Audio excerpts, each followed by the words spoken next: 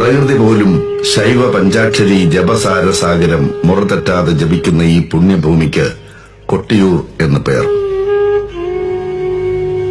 സൃഷ്ടികാരകനായ നാൻമുഖനും സ്ഥിതികാരകനായ ശ്രീ മഹാവിഷ്ണുവും കൈലാസ ഹിമശൈല ശൃംഗ നിവാസിയായ ശ്രീ മഹാദേവനും കൂടിച്ചേർന്ന ഈ ദിവ്യസ്ഥലിക്ക് കൂടിയൂർ എന്നായിരുന്നു അത്രേ ഭൂതകാല നാമധേയം. ഈ ആരണ്യാന്തര ക്ഷേത്രമില്ലാ മഹാക്ഷേത്രത്തിലെ ശ്രീപരമേശ്വരന്റെ ജടയിൽ നിന്നൊഴുകുന്ന ദേവദുന്ദുഭി നിസ്വനിയും സാഗരഗാമിനിയുമായ ഗംഗാനദി പോലെ വിശുദ്ധമായി ഭക്തഹൃദന്തം നിറഞ്ഞൊഴുകുന്ന ബാവലി എന്ന വാഗ്മയി. ഈ പുണ്യനദിയുടെ തീരത്താണ് കൊട്ടിയൂർ മഹാദേവ ക്ഷേത്ര സങ്കേതം. മാമലകൾ നാലമ്പലം തീർക്കുന്ന ഈ പുണ്യാരണ്യ ഗർഭഗൃഹത്തിൽ സകല ചൈതന്യത്തോടും സ്വയംഭൂവായി വിരാജിക്കുന്ന തുംഗജടാധരനും പിനാകപാണിയുമായ ശ്രീ പരമേശ്വര കൃപ തേടി ഭാഗീരഥി നദി പോലെ ഭക്തജനാരുവി ഒഴുകിയെത്തുന്നു.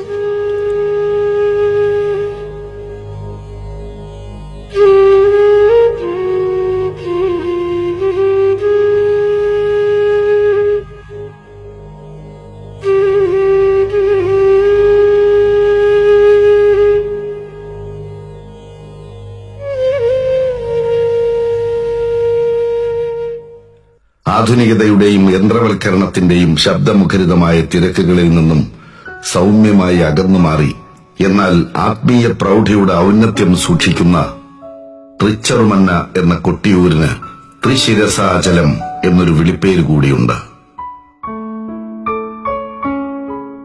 മഹാമനീഷികളായ ഋഷീശ്വരന്മാരുടെ തപകാലഘട്ടം വരെ വേരാഴ്ത്തിയിരിക്കുന്നു ആത്മാവിൽ ശൈവ പ്രൌഢി കാത്തുവയ്ക്കുന്ന ഈ ദിവ്യദേശം. ത്രിശിരസ് എന്ന താപസ ശ്രേഷ്ഠൻ തന്റെ ഏകാന്ത തപസ്സിന് തിരഞ്ഞെടുത്ത ഇടം കൂടിയാണ് കേരളത്തിലെ കണ്ണൂർ ജില്ലയിൽ സഹ്യപർവ്വതാദികളുടെ മധ്യേ ഒരുപാട് നിഗൂഢതകൾ നെഞ്ചേറ്റുന്ന കൊട്ടിയൂർ മഹാദേവ ക്ഷേത്രം.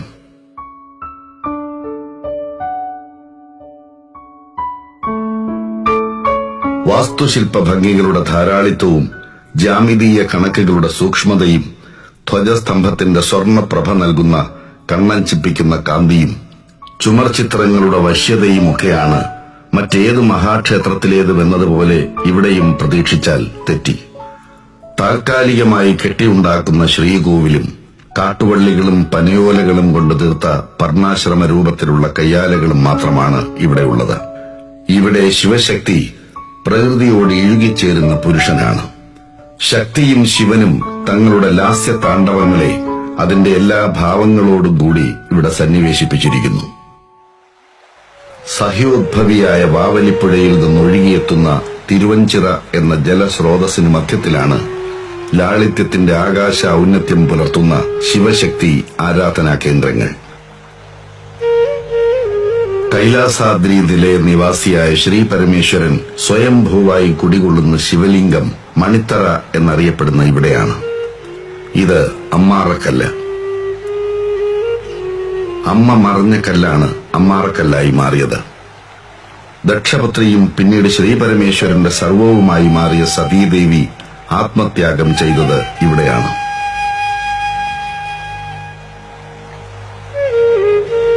കൊട്ടിയൂർ ദക്ഷയാഗ ഭൂമിയാണ്. പാതിയിൽ മുടങ്ങിപ്പോവുകയും പിന്നീട് സകല ദേവതകളുടെയും നിരന്തര പ്രാർത്ഥന ഒന്നുകൊണ്ട് മാത്രം പുനരാരംഭിച്ച് മംഗളകരമായി ശുഭ പര്യവസായിയാവുകയും ചെയ്ത ബൃഹസ്പതി സവം എന്ന പേരോടുകൂടിയ ദക്ഷ മഹായാഗം നടന്നതും മുടങ്ങിയതും ഈ ഭൂവിലാണെന്നാണ് വിശ്വാസം. ബ്രഹ്മദേവപുത്രനായ ദക്ഷപ്രജാപതിക്ക് ശ്രീ മഹാദേവി തന്റെ മകളായി പിറക്കണമെന്ന് അതിമോഹമെന്ന് പേരിട്ട് വിളിക്കാവുന്ന ഒരു മോഹമുദിച്ചു. ഭക്താഭീഷ്ടം എന്നും സാധിച്ചു കൊടുക്കാറുള്ള ജഗത്കാരിണിയും പ്രേമരൂപയുമായ സാക്ഷാൽ ദേവി ദക്ഷപുത്രിയായി പിറവികൊള്ളുകയും ചെയ്തു. സതി എന്ന പേരോടെ വളർന്നു വന്ന ദേവി ചൈതന്യം നിറഞ്ഞ പെൺകുഞ്ഞ് യൗവനയുക്തയായപ്പോൾ അവളുടെ മനസ്സിലെ ഭർത്തൃരൂപത്തിന് ശിവഭാവം കൈവന്നു. സാമദാന ഭേദദണ്ഡങ്ങൾക്കൊന്നും മാറ്റാവുന്നതായിരുന്നില്ല സതിക്ക് ശങ്കരനിലുള്ള അചഞ്ചല പ്രണയം. ഒടുവിൽ സതിയുടെ സ്വയംവരത്തിന് കാലമായി. ദക്ഷപുത്രി സ്വയംവര വാർത്തയുമായി വിളംബരവും കുറിയോലകളും പലയിടങ്ങളിലും എത്തിയെങ്കിലും സ്വയംവര ക്ഷണത്തിൽ നിന്നും ദക്ഷൻ ശ്രീപരമേശ്വരനെ ഒഴിച്ചു നിർത്തി. എന്നാൽ ശിവനിലൂന്നിയ സതീപ്രണയം ഇല്ലാതാക്കാൻ ഈ ദുഷ്ചെയ്തികൾ മതിയായിരുന്നില്ല. സ്വയംവര സമയത്ത് അഷ്ടമീചന്ദ്ര വിഭ്രാജതളിയ സ്ഥലശോഭിതയും സർവാംഗസുന്ദരിയുമായ സതിയുടെ ഭർത്തൃപദവി കിനാക്കണ്ടിരുന്ന പുരുഷകേസരികളുടെയും അധികാരപ്രമത്തതയാൽ സർവം മറന്ന ദക്ഷനും മുന്നിൽ വെച്ച് സതി ശിവപ്രതിമയിൽ വരണമാല്യം ചാർത്തി. ഉടനെ തന്നെ ശ്രീ മഹാദേവൻ അവിടെ പ്രത്യക്ഷനായി സതിയെ കൈലാസത്തിലേക്ക് കൂട്ടിക്കൊണ്ടുപോയി.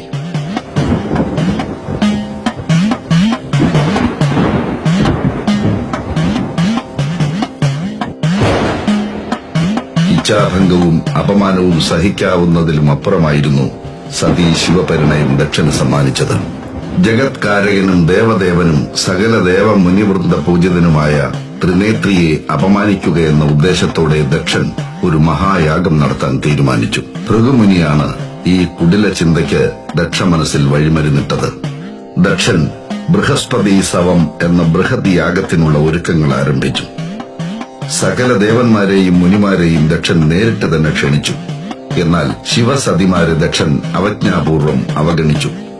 ശിവസാന്നിധ്യമില്ലാതെ യാഗം നടത്തുന്നത് ഒരുപക്ഷെ സർവ്വലോകനാശത്തിന് ഇടയാകുമെന്ന് ബ്രഹ്മ വിഷ്ണുമാർ മുന്നറിയിപ്പ് നൽകിയെങ്കിലും ദക്ഷൻ അത് ചെവിക്കൊണ്ടില്ല. അരണി കടഞ്ഞ് അഗ്നി ജ്വലിപ്പിച്ച് യാഗം തുടങ്ങി. ദക്ഷയാഗം ഒരു മഹോത്സവമായി എല്ലാവരും കൊണ്ടാടുമ്പോൾ ആ യാഗത്തിന് പോകാനാവാത്തതിൽ മിഴി നനഞ്ഞ് കൈലാസത്തിൽ സതി ഖിന്നയായിരുന്നു.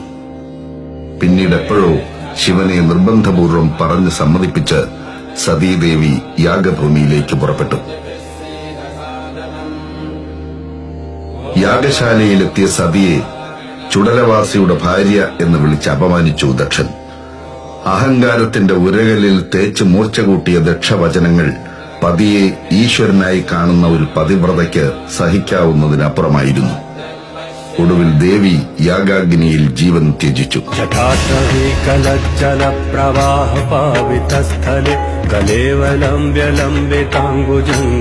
സതീ വിയോഗമറിഞ്ഞ ശിവൻ താണ്ഡവം തുടങ്ങി.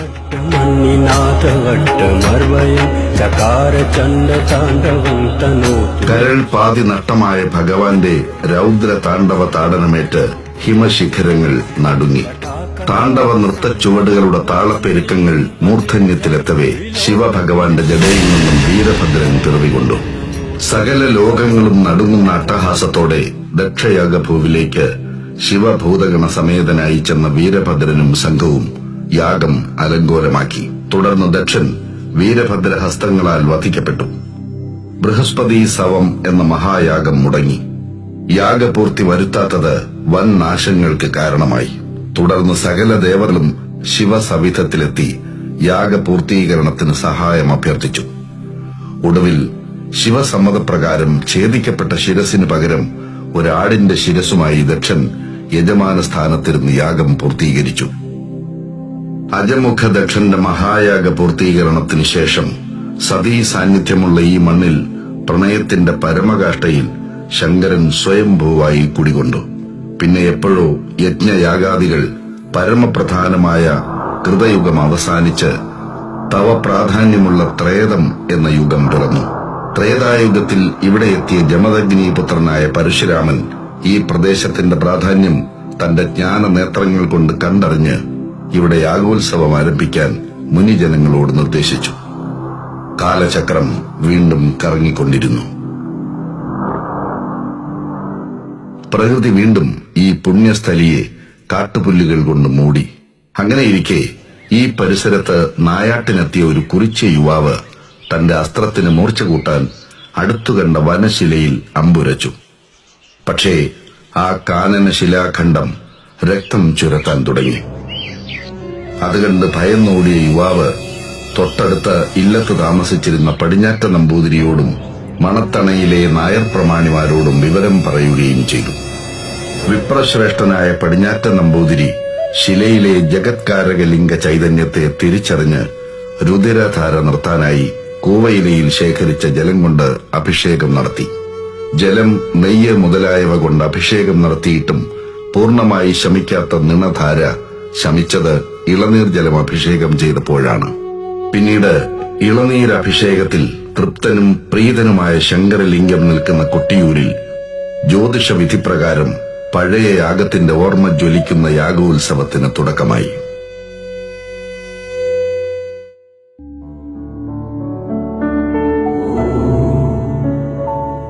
വിഷുപക്ഷികൾ പഞ്ചമശ്രുതിയിൽ പഞ്ചാക്ഷരി ജപിക്കുന്ന മേടമാസത്തിലെ വിശാഖം നാളിലെ പ്രക്കുഴം എന്ന ചടങ്ങാണ് വൈശാഖ മഹോത്സവത്തിന് നാന്ദി കുറിക്കുന്നത്. പുറക്കുഴമെന്നും ഗ്രാമ്യഭാഷയുടെ വിശുദ്ധിയിൽ പ്രാക്കുഴം അറിയപ്പെടാറുണ്ട്. പ്രക്കുഴം ദിനം ക്ഷേത്ര അടിയന്തിരക്കാരുടെ കഠിന വ്രതസാധന ദിനാരംഭം കൂടിയാണ്. ഇക്കരെ കൊട്ടിയൂർ സന്നിധാനത്തിൽ നടക്കുന്ന പ്രക്കുഴത്തോടനുബന്ധിച്ചാണ് 28 ദിനരാത്രങ്ങളിൽ അവിരാമം നീളുന്ന ഗൂഢ ഗോപ്യകർമ്മങ്ങൾ ഉൾപ്പെടെയുള്ള ചടങ്ങുകളുടെയും പൂജകളുടെയും നക്ഷത്ര സമയദിന തിഥിക്രമങ്ങൾ ജ്യോതിഷ വിധിപ്രകാരം തീരുമാനിക്കുന്നത്. വൈശാഖോത്സവ ചടങ്ങുകളുടെ സമയനിർണയം അടിയന്തര യോഗത്തിൽ പൂർത്തിയായതിനു ശേഷം നടക്കുക തണ്ണീർകുടി എന്ന ചടങ്ങാണ്. പിന്നീടാണ് നെല്ലളവ് എന്ന ചടങ്ങ് നടക്കുക. ഉത്സവ ആഘോഷത്തിനുള്ള ധാന്യങ്ങൾ അളന്നു തിട്ടപ്പെടുത്തുന്ന ചടങ്ങാണിത്. അന്ന് അർദ്ധരാത്രിയോടെയാണ് ആയില്യാർകാവ് എന്ന ഗൂഢവനസ്ഥലിയിൽ അപ്പട നിവേദ്യം നടക്കുക. സതീദേവിക്ക് അകമ്പടി സേവിച്ച 1000 വില്ലുകാർ നിന്ന സ്ഥലമാണ് ആയില്യാർകാവ്. സാധാരണക്കാർക്ക് പ്രവേശനമോ ദർശനമോ അനുവദനീയമല്ലാത്ത ഗൂഢ ഗോപ്യ പൂജകൾക്ക് ശേഷം മഞ്ഞളും പച്ചരിയും കനലിൽ ചുട്ടെടുത്ത അപ്പട എന്ന നിവേദ്യം സ്ഥാനികർക്ക് ലഭിക്കും. വിശാഖം നാളിലെ പ്രക്കുഴത്തിനു ശേഷം മകം നാളിലാണ് നീരെഴുന്നള്ളത്ത് എന്ന ചടങ്ങ് നടക്കുക. ശിവലിംഗ ചൈതന്യമുള്ള വനശിലയെ അഭിഷേകം ചെയ്യാനായി പടിഞ്ഞാറ്റ നമ്പൂതിരി കൂവയിലയിൽ ജലം ശേഖരിച്ചതിനെ അനുസ്മരിപ്പിക്കുന്ന ചടങ്ങാണിത്.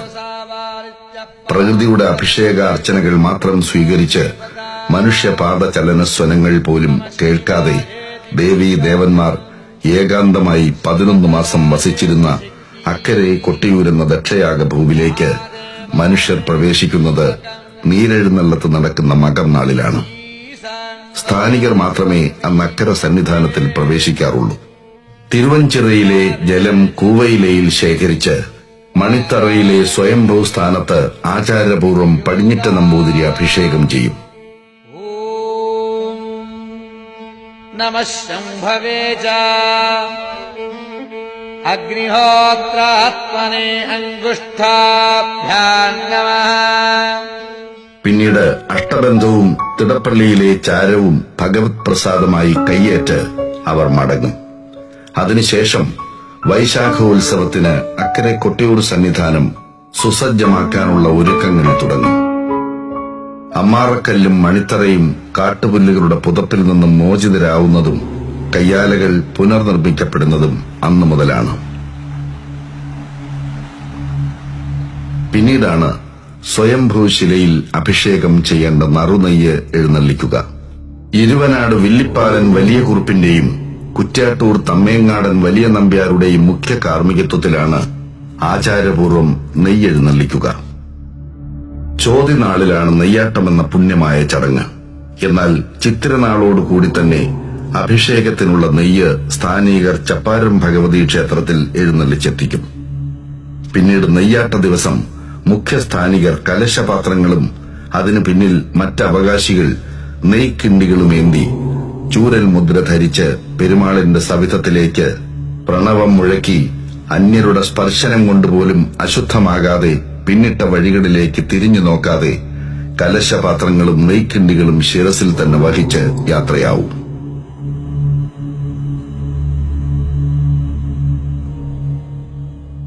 മധ്യാഹ്നത്തോടെ കൊട്ടിയൂരിലെത്തുന്ന സംഘം ബാവലി കടന്ന് എന്നാൽ അക്കരെ കൊട്ടിയൂരിൽ പ്രവേശിക്കാതെ നെയ്ക്കിണ്ടികളും കലശപാത്രങ്ങളും കാട്ടുകല്ലുകളും ഇലകളും കൊണ്ട് തീർത്ത സംരക്ഷണ കവചങ്ങൾക്കുള്ളിൽ സുരക്ഷിതമാക്കി വെച്ച് വ്രതനിഷ്ഠയോടെ ശങ്കരസുന്ദര രൂപം മാത്രം മനസ്സിൽ നനച്ച് തങ്ങളുടെ പുണ്യനിയോഗ മുഹൂർത്തത്തിനായി ഇക്കരെ കൊട്ടിയൂരിൽ കാത്തുനിൽക്കും. അതിനു മുമ്പ് മറ്റൊരു അഭൗമമായ ചടങ്ങ് നടക്കാനുണ്ട്. അത് മുതലേരി വാൾവരവാണ്.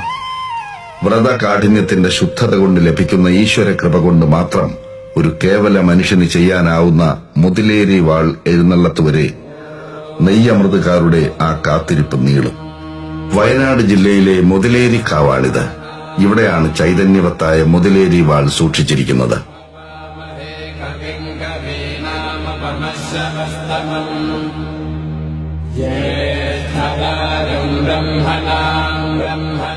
ദക്ഷനിഗ്രഹത്തിന് ശേഷം വീരഭദ്രൻ വലിച്ചെറിഞ്ഞ വാൾ ചെന്ന് വീണത് ഇവിടെയായിരുന്നു അത്രേ.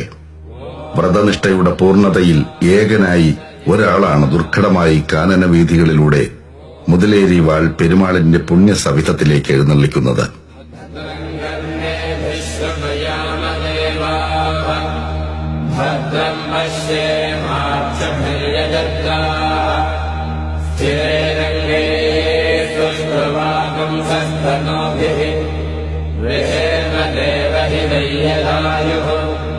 स्वस्ति न इन्द्रो वृद्धश्रवाः स्वस्ति नः पूषा विश्ववेदाः स्वस्ति नस्ताक्षो अरिष्टनेमिः स्वस्ति नो बृहस्पतिर्दधातु ॐ शान्तिः शान्तिः शान्तिः ॐ शान्तिः शान्तिः शान्तिः.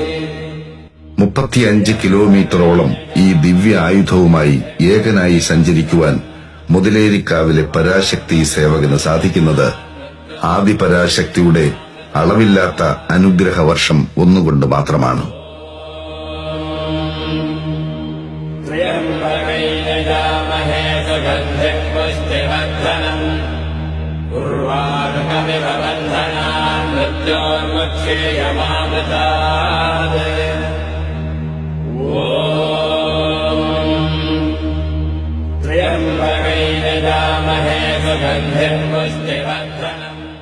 സന്ധ്യയോടെ ഇക്കരെ എത്തുന്ന ദിവ്യഖഡ്ഗത്തെ ഒന്ന് കണ്ട് തൊഴുതു നമസ്കരിക്കുന്നത് ഭക്തജനങ്ങളുടെ മുജ്ജന്മ സുഹൃതങ്ങളിൽ ഒന്നു തന്നെയാണ്. ഭണ്ഡാരം വരവിനൊപ്പമെത്തുന്ന ചപ്പാരം ഭഗവതിയുടെ വാളുകൾ എഴുന്നള്ളിക്കപ്പെടും വരെ മുതലേരി വാൾ ഇക്കരെ കൊട്ടിയൂരിലെ ശ്രീകോവിലിൽ പ്രൗഢസ്ഥാനം അലങ്കരിക്കും. ഇനിയാണ് ഒരു ജനതയുടെ ജന്മപുണ്യമായ ചോതിവിളക്ക് തെളിയിക്കൽ. പരംജ്യോതിയായ ചോതിവിളക്ക് തെളിയിക്കുന്നത് കുറ്റ്യാടിയിലെ ചാതിയൂർ മഠത്തിൽ നിന്നും ആചാരമുറകൾ തെറ്റിക്കാതെ തൃക്കണ്ണിൽ അഗ്നി പേറുന്ന ശിവസന്നിധിയിലെത്തിക്കുന്ന അഗ്നി പകർന്നു വേണം ചോതിവിളക്ക് തെളിയിക്കാൻ. ഇനി നെയ്യാട്ടത്തിനുള്ള സമയമാണ്. അതിനായി നെയ്യമൃത സംഘം മന്ത്രധ്വനികളോടെ യാഗഭൂമിയിലേക്ക് പ്രവേശിക്കും. നെയ്യാട്ടത്തിനായി ചോതി പുണ്യാഹം തളിച്ച് ശുദ്ധി വരുത്തിയ ദിവ്യമായ മണിത്തറയിലെ അതിദിവ്യമായ ശിവലിംഗത്തെ 11 മാസം നെയ്യോട് ചേർത്ത് ആലിംഗനം ചെയ്ത് കാത്തുപോന്ന അഷ്ടബന്ധ ബന്ധനത്തിൽ നിന്നും മോചിപ്പിക്കേണ്ടതുണ്ട്. ആ ചടങ്ങിന് നാളം തുറക്കൽ എന്നാണ് വിളിപ്പേര്. വൈദ്യശാസ്ത്ര ശസ്ത്രങ്ങൾക്ക് നൽകാനാവാത്ത ആശ്വാസം തരുന്ന അഷ്ടബന്ധത്തിന്റെ പെരുമ കേട്ടും അനുഭവിച്ചുമറിഞ്ഞവർ പ്രാർത്ഥനാ നിർഭരമായ പ്രതീക്ഷയോടെ അവിടെ അഞ്ജലിബദ്ധരായി നിൽപ്പുണ്ടാവും. നാളം തുറക്കലിന് ശേഷം ഉഷാ കാമ്പ്രം നമ്പൂതിരിയുടെ നേതൃത്വത്തിൽ നെയ്യാട്ടം നടക്കും. വില്ലിപ്പാലം വലിയ കുറുപ്പിന്റെ കലശത്തിലെ നെയ്യഭിഷേകത്തോടെ ആരംഭിക്കുന്ന നെയ്യാട്ടം തൃക്കപ്പാലം മഠക്കാരുടെ നെയ്യാട്ടത്തോടെ അവസാനിക്കും.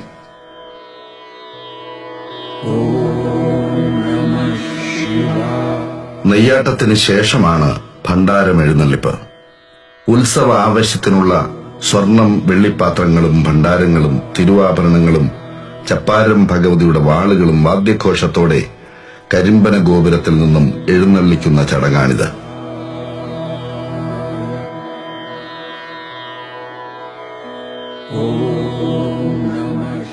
അമ്മാറക്കല്ലിൽ നാം കാണുന്ന പെരുങ്കുടയും ക്ഷേത്ര ആവശ്യത്തിനുള്ള മറ്റ് കുടകളും നിർമ്മിച്ച് കണിയ സമുദായക്കാർ എഴുന്നള്ളിച്ചെത്തിക്കുന്നതാണ് കുടയെഴുന്നള്ളത്ത്.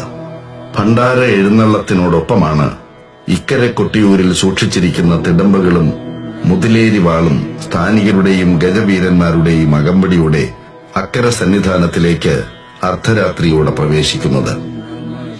മറ്റു ക്ഷേത്രങ്ങളിൽ നിന്നും വ്യത്യസ്തമായി കൊട്ടിയൂരിലെ ചടങ്ങുകൾ ജ്യോതിശാസ്ത്ര വിധിപ്രകാരമുള്ള സമയ വ്യത്യാസത്തോടെയാണ് നടക്കുക.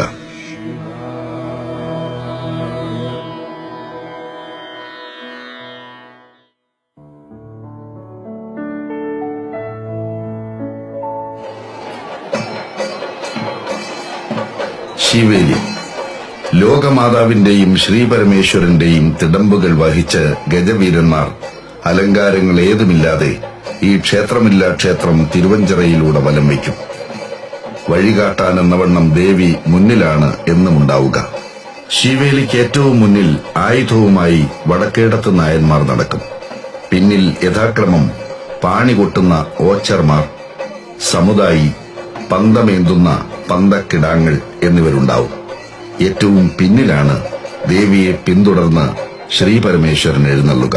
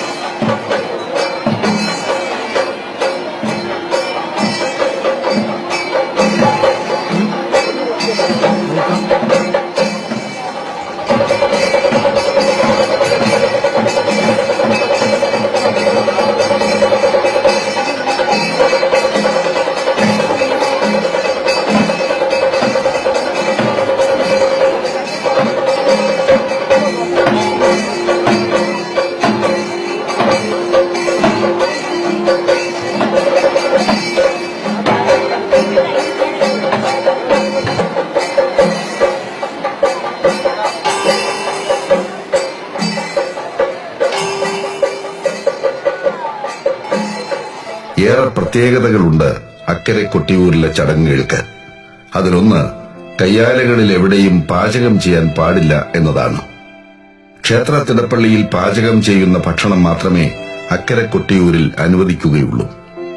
ഈ ഉത്സവ ദിനങ്ങൾ മുഴുവൻ പാചകം ചെയ്താലും ചാരം നീക്കാൻ അനുമതിയില്ലാത്ത തിടപ്പള്ളിയിലെ അടുപ്പുകളിൽ ഒരിക്കലും ചാരം നിറയാറില്ലെന്നത് ഭൗതിക ശാസ്ത്രത്തിന് ഇന്നും ഉത്തരം കിട്ടാത്ത പ്രതിഭാസമാണ്.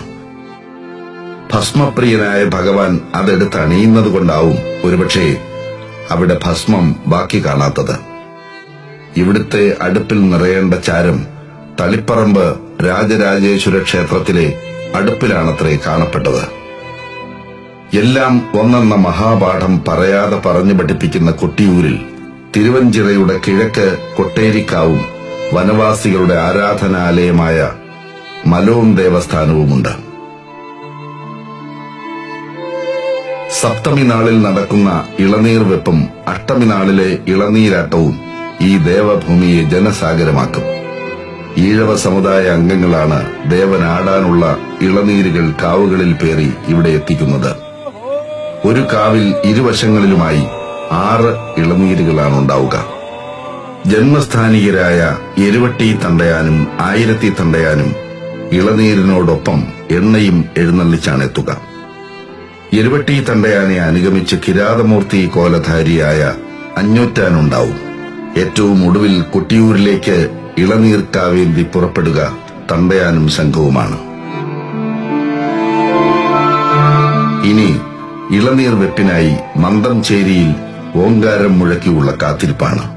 സ്ഥാനികൻ പട്ടും പോളയും വെള്ളിക്കിടാരത്തിലെ തീർത്ഥവും സമർപ്പിക്കുമ്പോഴാണ് ഇളനീർ വെപ്പിനുള്ള ദിവ്യമുഹൂർത്തം സമാഗതമാവുക. ഏറെ നാൾ നോറ്റ കഠിന വ്രതം സാക്ഷാത്കരിക്കപ്പെടുന്ന അലൗകിക മുഹൂർത്തം. ഇനി ഇളനീർക്കാവുകളുടെ സമർപ്പണമാണ്. ജന്മദുഃഖങ്ങളെ ഇളനീർക്കാവുകളിലേക്ക് ആവാഹിച്ച് ഭക്തർ ഹൃദയാന്തരാളത്തിൽ നിന്ന് ഉരുവം കൊള്ളുന്ന പ്രണവധ്വനികളോടെ അവ തിരുവഞ്ചിറയിൽ തന്റെ ഇഷ്ടമൂർത്തിക്ക് സമർപ്പിക്കും.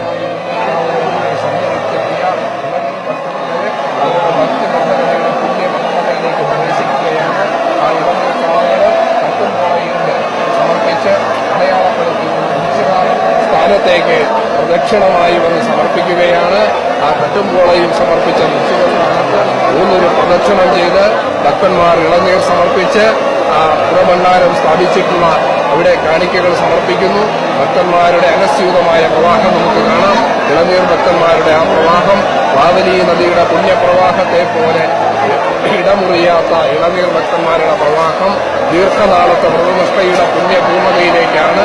ഭഗവൻ സ്വയംഭൂവിൽ സമർപ്പിക്കേണ്ട, ഭഗവാനെ ശാന്തമൂർത്തിയാക്കേണ്ട ആ ഇളനീർ കാവുകള് ദീർഘകാലത്തെ വ്രതനിഷ്ഠയോടുകൂടി ചുമലിലേക്ക് പുണ്യഭൂമത സാധിക്കുന്നത്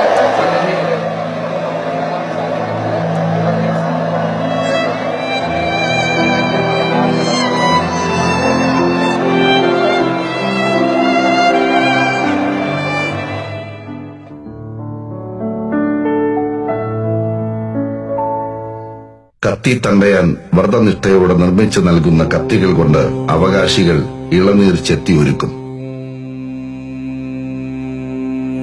ഭണ്ഡാര അറയുടെ മുന്നിൽ നടക്കുന്ന അഷ്ടമി ആരാധനാ സമയത്ത് ഭക്തർ തിരുവഞ്ചിറയിൽ ഇറങ്ങാറില്ല. രാത്രി ഭക്തസഹസ്രം പ്രാർത്ഥനാപൂർവം കാത്തുനിന്ന ഇളനീരാട്ടം തുടങ്ങുകയായി. ശ്രീ ഗുരുഭ്യോ നമഃ. ഇളനീരാടാൻ തുടങ്ങുന്നതിനു മുമ്പ് മുത്തപ്പൻ വരവ് എന്നൊരു ചടങ്ങുണ്ട്.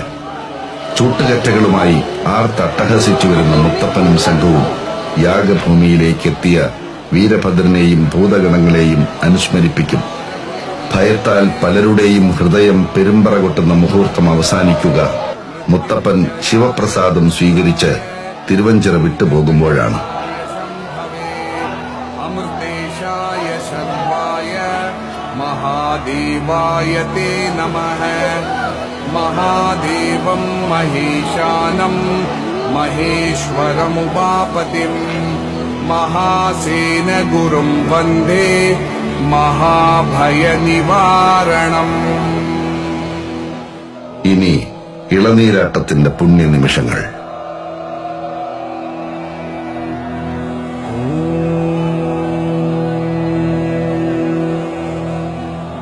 ചെത്തി ഒരുക്കിയ ഇളനീരിലെ ജലം സ്വയംഭൂലിംഗത്തിൽ ധാരയായി വീഴ്ത്തി അഭിഷേകം ചെയ്യുന്ന ചടങ്ങാണിത്. ഈ സമയം ആകാശത്തെ താരക കന്യകമാർ വരെ ശിവപഞ്ചാക്ഷരി ജപിച്ച് തൊഴുതു നിൽക്കുന്നുണ്ടാവും.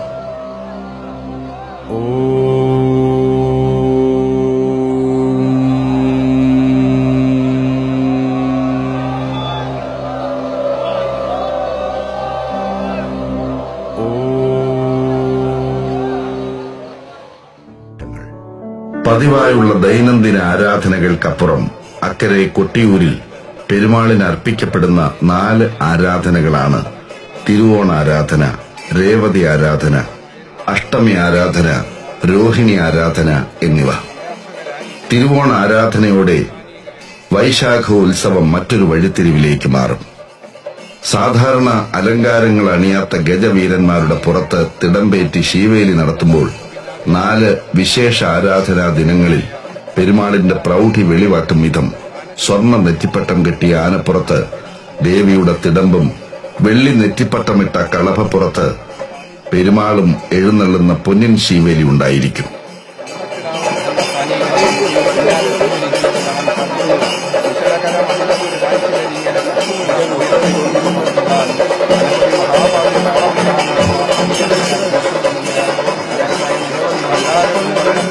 ഒപ്പം പാലമൃത എഴുന്നള്ളത്തും കൊട്ടിയൂരിന്റെ മറ്റൊരു പ്രത്യേകതയാണ്.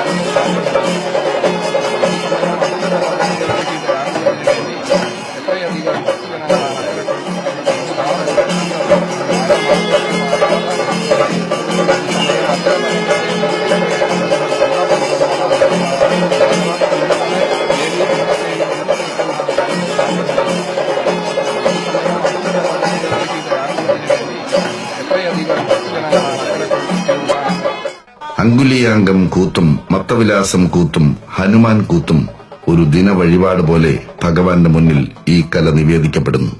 ഭക്തനെ ഭഗവത് പ്രസാദത്തിന്റെ അവാച്യ സീമയിൽ എത്തിക്കുന്ന ദിവ്യ മുഹൂർത്തമാണ് രോഹിണി ആരാധനാ നാളിലെ ആലിംഗന പുഷ്പാഞ്ജലി. കോപതാപ വിവശനായ ശിവനെ നെഞ്ചോടടുക്കി ആലിംഗനം ചെയ്ത് മഹാവിഷ്ണു ശാന്തനാക്കിയ മഹാസൗഹൃദത്തിന്റെ ഓർമ്മപ്പെടുത്തലാണ് ഈ ചടങ്ങ്. കുറുമാത്തൂരില്ലത്തെ ഏറ്റവും പ്രായം കൂടിയ ദ്വിജശ്രേഷ്ഠനാണ് ഈ കർമ്മം ചെയ്യുക. മഹാവിഷ്ണുവിന്റെ പ്രതിപുരുഷനായാണ് ആ മഹാബ്രാഹ്മണ ശ്രേഷ്ഠൻ കരുതപ്പെടുക. വിഷ്ണു ശിവ ഐക്യത്തിന്റെ സമ്മോഹനതയാണ് ആലിംഗന പുഷ്പാഞ്ജലി ദർശിക്കുന്ന സകല ചരാചരങ്ങൾക്കും അനുഭവപ്പെടുക.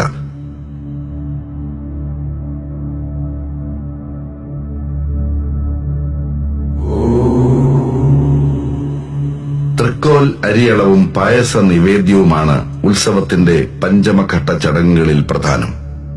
5 പായസ നിവേദ്യങ്ങളാണ് പെരുമാളിന് സമർപ്പിക്കപ്പെടുക. ഇവയിൽ 4 വലിയ വട്ടളം പായസമാണ്.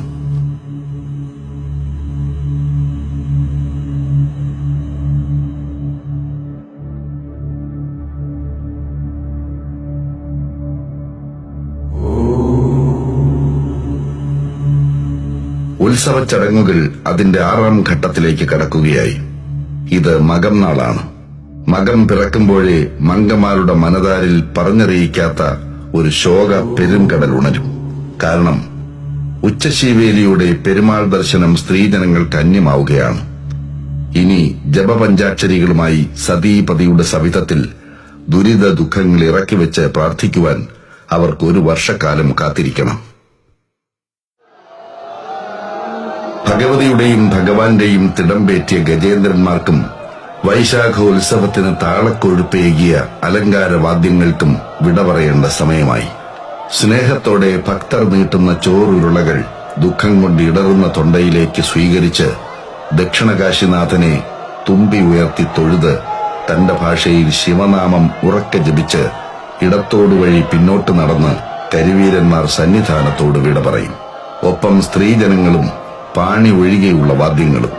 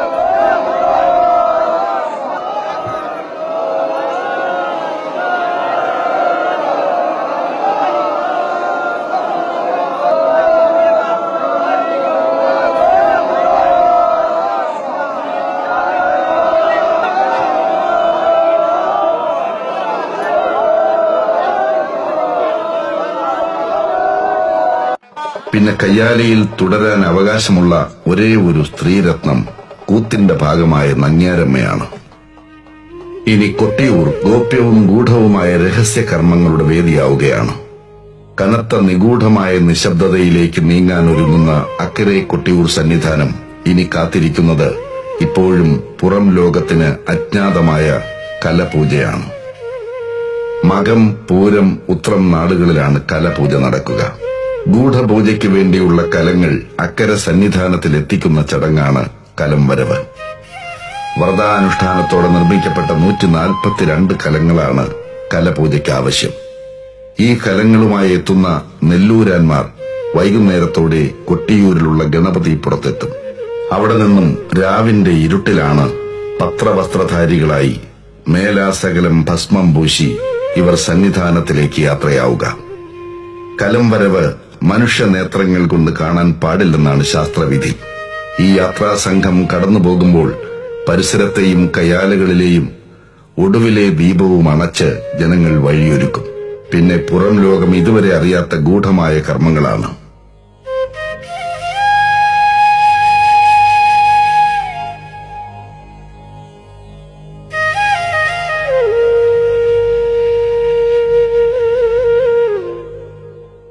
അവസാന പൊന്നിൻ ശീവേലിക്ക് ആനയുണ്ടാവില്ല. അത്തം നാളിലെ ഈ ശീവേലിക്കിടയിലാണ് വാളാട്ടം.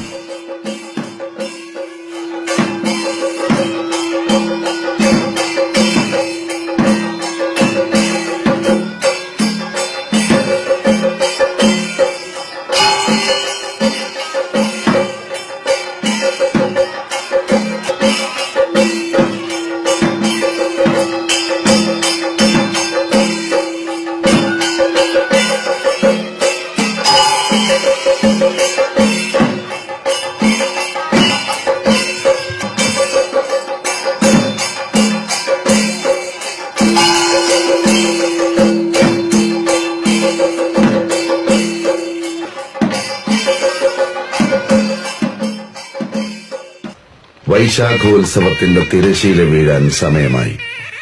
ഇനി മനുഷ്യപൂജയല്ല, അദൃശ്യ ശക്തികളുടെ പൂജയാണ് ഭഗവാൻ ഏറ്റുവാങ്ങുന്നത്.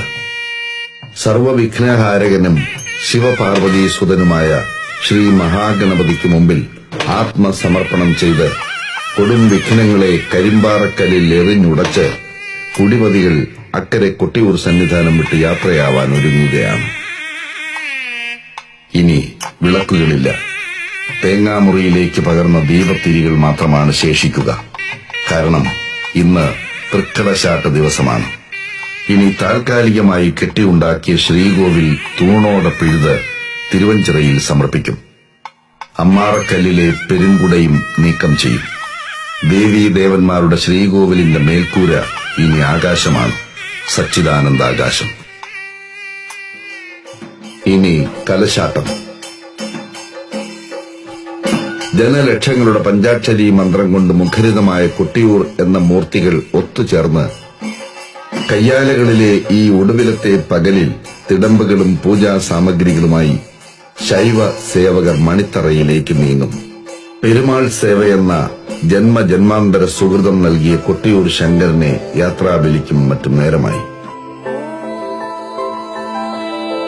നമസ്കാരായ നമഃ ശംഭവേ ച മയോ ഭവേ ച നമഃ ശങ്കരായ ച മയസ്കരായ ച നമഃ ശിവായ ച ശിവതരായ ച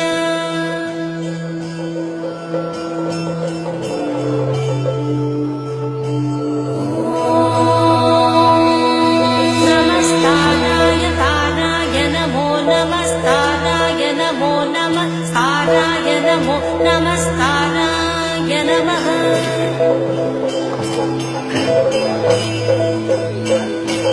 താരായ നമോ നമസ്കാരായ താരായ നമഃ ശംഭവേ ശംഭവേ നമസ്കാരായ താരായ നമഃ ശംഭവേ നമഃ ശംഭവേ ശംഭവേ. തൃക്കലശാട്ടിനും വികാരസാന്ദ്രമായ യാത്രാബലിക്കും ശേഷം മുതിലേരി വാളും തിരിച്ചു പോകുന്നു.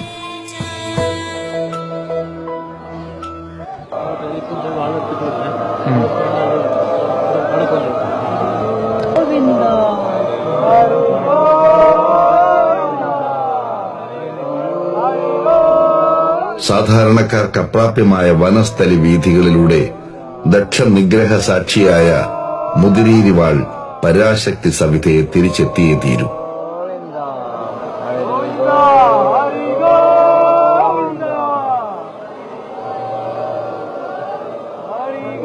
ആ ദിവ്യഖണ്ഡം കൈയിലേറ്റി മറ്റാരെയും ശ്രദ്ധിക്കാതെ അദ്ദേഹം ആ വാൾ ലക്ഷ്യസ്ഥാനത്തേക്ക് എത്തിക്കാൻ ചടുല പദചലനങ്ങളോടെ മുതിരീരിക്കാവ് ലക്ഷ്യമാക്കി ഓടുന്നു.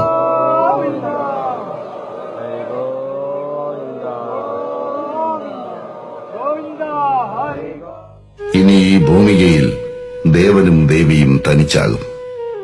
നമുക്കും മടങ്ങണം കൊട്ടിയൂർ പെരുമാളിന്റെ പ്രസാദമായ ഓടപ്പൂവുമായി. കൊട്ടിയൂരിൽ നിന്നും മടങ്ങുന്ന ഭക്തന്റെ കയ്യിൽ ഒരു ഓടപ്പൂ ഉണ്ടായിരിക്കും. രുദ്രപ്രസാദമായ ഓടപ്പൂവ് ദക്ഷന് ദുരുപദേശം നൽകിയ ഭൃഗുവിന്റെ താടിയാണെന്നും അതല്ല ദക്ഷന്റെ താടിയാണെന്നും അഭിപ്രായങ്ങളുണ്ട്. എന്തായാലും കൊട്ടിയൂരപ്പന്റെ ദീപ്തമായ സ്മരണയാണ് ഓരോ ഭക്തനും കൊട്ടിയൂർ യാത്രയുടെ ഒരു ഓർമ്മയോടെ ഒരു അനുഷ്ഠാനം പോലെ സൂക്ഷിക്കുന്ന ഓടപ്പൂവ്.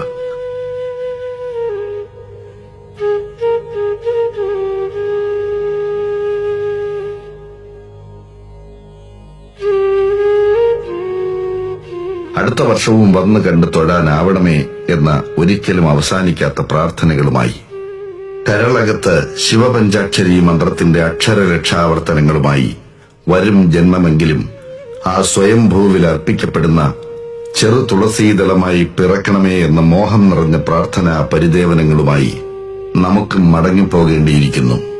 കരൾ പറിച്ചെടുക്കുന്ന വേദനയോടെ ഈ ദക്ഷമഹായാഗഭൂമി വിട്ട്, ഈ രുദ്രഭൂമിക വിട്ട്.